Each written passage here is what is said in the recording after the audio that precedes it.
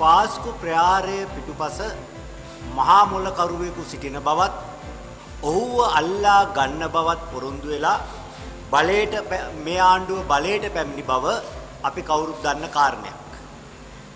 සැබවින්ම මේ ප්‍රහාරයට உயிர்த்த ஞாயிறு தாக்குதலின் பின்புலத்தில் பிரதான சூத்திரதாரி உள்ளதாகவும் அவர் கைது செய்யப்படுவார் என உறுதி வழங்கி இந்த அரசாங்கம் ஆட்சியை கைப்பற்றியமையை நாம் அனைவரும் அறிந்ததே.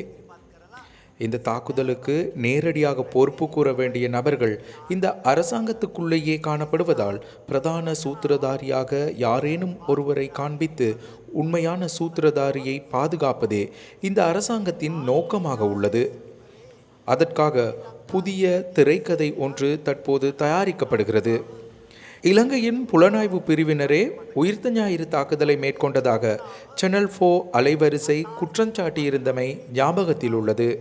எனினும் இது முற்றிலும் பொய்யான கருத்து என கடந்த அக்டோபர் மாதம் ஹிமாம் குழுவின் அறிக்கையூடாக நாட்டிற்கு அறியப்படுத்தினார்கள். மிகவும் சிரேஷ்டத்துவம் வாய்ந்த ஓய்வு பெற்ற நீதியரசர், ஓய்வு பெற்ற விமானப்படை தளபதி மற்றும் ஜனாதிபதி சட்டத்தரணி ஒருவர் இணைந்து இந்த அறிக்கையை தயாரித்தனர். இந்த உண்மை வெளிக்கொணரப்பட்டதும் புதிய பொய்யொன்றை கடந்த காலங்களில் அரசாங்கம் உருவாக்கியது.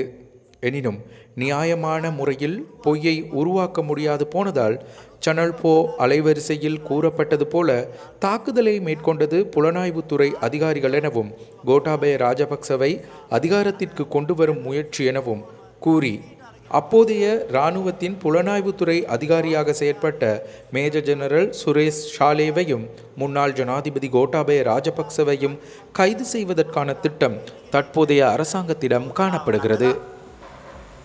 එවකට හමුදා බුද්ධ්‍යංශ ප්‍රධානියා විදියට කටයුතු කරපු මේජර් ජෙනරාල් සුරේෂ් සලේ මහතාත් හිටපු ජනාධිපති ගෝඨාභය රාජපක්ෂ මහතාත් අත්අඩංගුවට ගැනීමේ සූදානමකට මේ වෙනකොට ආණ්ඩුව තුල තිබෙනවා.